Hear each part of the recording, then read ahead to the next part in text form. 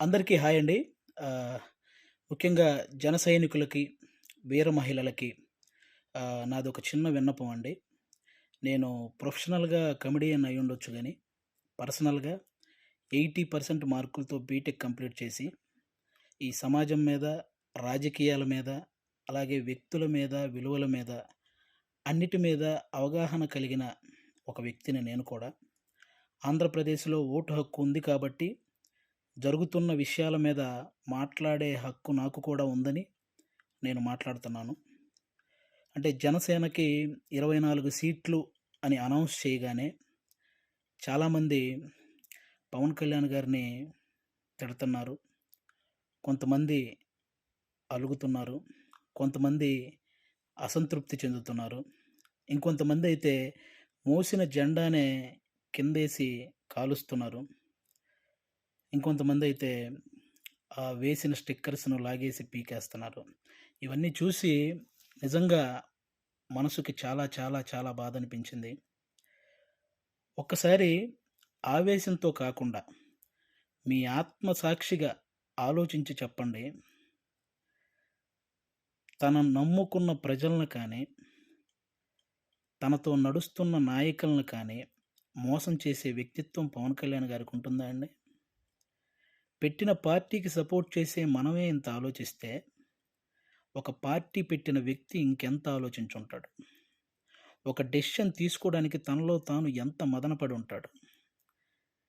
ఇది ఒక్కసారి ఆలోచించాలని మనస్ఫూర్తిగా కోరుకుంటున్నాను.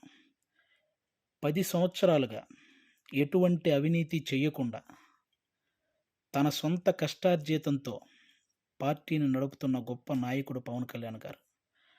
అలాంటి వ్యక్తి గురించి మన శత్రువులు మాట్లాడినట్టు మనం కూడా మాట్లాడితే నిజంగా బాధనిపించిందండి.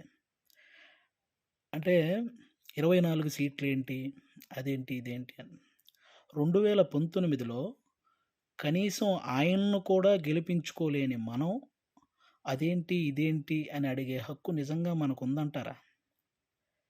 అరే! చిన్న పరీక్ష ఫెయిల్ అయితేనే ఇంట్లో నుంచి ఒక 10 రోజులు బయటికి రాము. అలాంటిది ఇంత పెద్ద ప్రజా సంగ్రామంలో 2 చోట్ల ఓడిపోయి కూడా రెండో రోజే సమస్య అనగానే పరిగెత్తుకుంటూ ఎళ్లి, ఆ సమస్యను సాల్వ్ చేసిన గొప్ప మనసు పవన్ కళ్యాణ్ గారిది. తన పిల్లల కోసం బ్యాంకులో దాచిన డబ్బును కూడా తీసి, కౌలు రైతుల కష్టాలు తీర్చిన పవన్ కళ్యాణ్ గారి గురించా మనం ఇలాంటివన్నీ మాట్లాడేది. ఎన్నో సమస్యల మీద ఎంతోమందికి ఎన్నో రకాలుగా సహాయం చేసిన వ్యక్తిత్వం. 2 అంటే రోజుకు 2,00,00,000 తీసుకునే ఒక స్టార్ హీరో సంపాదించిందంతా సహాయ కార్యక్రమాలకే పెట్టేసి, ఆల్మోస్ట్ అప్పు చేసి మరీ ఒక పార్టీని నడుపుతున్నాడని మీలో ఎంతమందికి తెలుసు? అలాంటి పవన్ కళ్యాణ్ గారి గురించి మనం ఎలా పడితే అలా మాట్లాడేస్తున్నాం. దేశ రాజకీయాల్లో దేశంలో ఇన్ని రాజకీయ పార్టీలున్నాయి. ఇంతమంది రాజకీయ నాయకులున్నారు. ఎవరైనా సరే, మేము అధికారంలోకొస్తే అది చేస్తాం, ఇది చేస్తాం అనేవాళ్ళే కానీ, ప్రతిపక్షంలో ఉండగా ఏనాడైనా వాళ్ళ జేబులో నుంచి ఒక్క రూపాయి తీసి ఎవరికైనా సహాయం చేశారా? అలా సహాయం చేసిన ఏకైక రాజకీయ నాయకుడు పవన్ కళ్యాణ్ గారు. అలాంటి వ్యక్తిని పట్టుకొని మనం కులాన్ని తాకట్టు పెట్టాడు, పార్టీని తాకట్టు పెట్టాడు, ప్యాకేజ్ తీసుకున్నాడు అని చాలా ఈజీగా అనేస్తున్నాం. అమ్మలాంటి కులాన్ని, పార్టీని తాకట్టు పెట్టే వ్యక్తే పవన్ కళ్యాణ్ గారు. డబ్బుకి అమ్ముడుపోతాడా? ప్రతిపక్షంలో ఉన్న టీడీపీ కంటే అధికార పక్షంలో ఉన్న వైసీపీ దగ్గరే ఎక్కువ డబ్బుంటది గదా! మరి అమ్ముడుపోయే వ్యక్తి అయితే వాళ్ళే కొనుక్కోవచ్చు గదా! ఎందుకండి ఈ మాటలు? పవన్ కళ్యాణ్ గారు ప్రజలు పంచే ప్రేమకు బానిస కానీ, నాయకులు పంచే డబ్బుకి ఎప్పటికీ బానిస కాడు, అవ్వడు. అభిమానించటం అంటే మనకు అనుకూలంగా ఉన్నప్పుడు జై కొట్టటం, అనుకూలంగా లేనప్పుడు బాయ్ చెప్పటం కాదండి. ఒక నాయకుడు ఎలాంటి డెసిషన్ తీసుకున్నా దానికి కట్టుబడి ఉండటాన్నే అభిమానించటం అంటారు. అదే నిజమైన అభిమానం అంటారు. అలా ఉండగలగాలి. ఎవరో రెచ్చగొట్టే మాటలు మన మీద కావాలని చూపించే జాలికి వాటిని చూసి మన నాయకుడిని మనమే ఎప్పుడూ తక్కువ చేసి మాట్లాడకూడదు. అలాగే టీడీపీ కార్యకర్తలకు కూడా నా నుంచి ఒక చిన్న విన్నపం అండి. 2014లో ఒక్క సీటు కూడా ఆశించకుండా పూర్తి మద్దతు చంద్రబాబు నాయుడు గారికి ప్రకటించారు. ఆ త్యాగాన్ని గుర్తించాలని మనస్ఫూర్తిగా కోరుకుంటున్నాను. అలాగే 2023లో 14 సంవత్సరాలు ముఖ్యమంత్రిగా చేసిన ఒక వ్యక్తిని, పేద కుటుంబాల్లో ఎంతోమంది పేద విద్యార్థులు వాళ్ళు ఐటీ జాబ్ చేయొచ్చు, అమెరికాలోకెళ్ళి సెటిల్ అవ్వచ్చు అని ఈ ఐటీని తెలుగు రాష్ట్రాల్లో ప్రతి ఒక్కరికి పరిచయం చేసినటువంటి చంద్రబాబు నాయుడు గారు లాంటి వ్యక్తి ఒక 70 ఏళ్ల పైబడిన వ్యక్తిని జైల్లో పెడితే నిజంగా చాలామందికి బాధ అనిపించింది. అలాగే పవన్ కళ్యాణ్ గారు అక్కడికెళ్ళి కలవడం జరిగింది. పొత్తు అనేది పెద్ద సభలు పెట్టి ఆడంబరగా చేసుకోవచ్చు. కానీ అలాంటి ఆడంబరాలు కోరుకోలేదు. అక్కడ కష్టాన్ని చూశాడు. ఆ జైలు ముందుకొచ్చి అక్కడే పొత్తును ప్రకటించాడు. ప్రకటించిన వెంటనే జన సైనికులందరికీ ఏం చూసించాడో తెలుసా? అవసరంలో మనం ఆదుకున్నాం కాబట్టి అనవసరంగా టీడీపీని ఎవరైనా తక్కువగా మాట్లాడడం కానీ, తప్పుగా మాట్లాడడం కానీ చేయొద్దని జన సైనికులందరికీ సూచించారు. ఒక సభలో మనం మాట్లాడేటప్పుడు జనసేన, టీడీపీ అని సంబోధిద్దాం.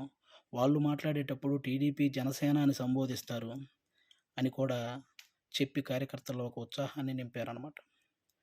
అంటే ఒక పొత్తు ధర్మాన్ని ఇంతకంటే నిజాయితీగా పాటించే వ్యక్తి ఎవరైనా ఉంటారా? ఎక్కువ సీట్లు తీసుకొని ఇన్నే గెలిచాడా అనిపించుకోవటం కంటే, తక్కువ సీట్లు తీసుకొని అన్నీ గెలిచాడు అనిపించుకోవటం కరెక్ట్ అని భావించి 24 సీట్లకే పరిమితమయ్యారు. కాబట్టి టీడీపీ కార్యకర్తలందరికీ రేపొద్దున ఆ 24 చోట్ల టీడీపీ కార్యకర్తల ఓటు ట్రాన్స్ఫర్ ఖచ్చితంగా జనసేనకు జరగాలి. ఆయన త్యాగాన్ని రుణం తీర్చుకోవాల్సిన సమయం వచ్చిందని నేను అనుకుంటున్నాను. అలాగే పవన్ కళ్యాణ్ గారి మాటని గౌరవించి జనసేన కార్యకర్తలు కూడా టీడీపీ నిలబడ్డ ప్రతి చోట ఆ ఓటు ట్రాన్స్ఫర్ జరగాలని మనస్ఫూర్తిగా కోరుకుంటున్నాను. చాలామందికి ఈ 24 సీట్లు ఏంటి, అదేంటి అని అసంతృప్తిగా ఉన్న వాళ్ళకి ఒక చిన్న ఎగ్జాంపుల్ చెప్తాను. మహేంద్ర సింగ్ ధోని క్రికెటర్ మీ అందరికీ తెలుసు. ఆయన వచ్చిన కొత్తలో స్టార్టింగ్‌లో డకౌట్ అయ్యాడు. ఆ తర్వాత మంచి మంచి షాట్లు కొట్టి ఒక 24 పరుగులు చేశాడు. ఇతనిలో గేమ్ ఉంది అని అందరికీ తెలిసేలా చేశాడు. ఆ తర్వాత గేమ్ చేంజర్ అయ్యాడు. ఆ తర్వాత గేమ్ విన్నర్ అయ్యాడు. ఫైనల్‌గా క్రికెట్‌నే శాసించాడు. మన నాయకుడు కూడా అంతే. స్టార్టింగ్‌లో 2 చోట్ల ఓడిపోయి ఉండొచ్చు. ఇప్పుడు 24 సీట్లతో 21 సీట్లతో అసెంబ్లీలోకెళ్ళొచ్చు. 3 పార్లమెంట్ సీట్లు గెలవచ్చు.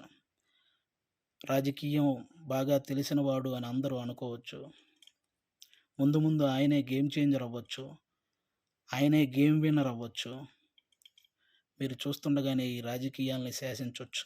కాబట్టి ఎప్పుడు ఎవరిని తక్కువగా, అంత ఈజీగా ఒక పార్టీ నడిపే అధ్యక్షుడు ఎంత ఆలోచించుంటే ఇవన్నీ చేస్తుంటాడని గుర్తుపెట్టుకొని మాట్లాడాలని మనస్ఫూర్తిగా కోరుకుంటున్నాను.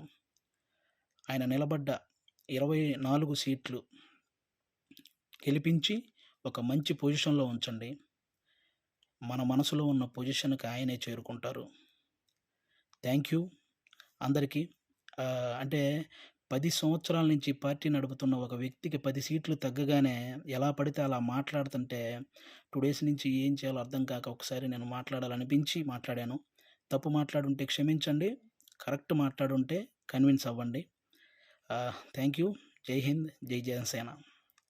Thank you.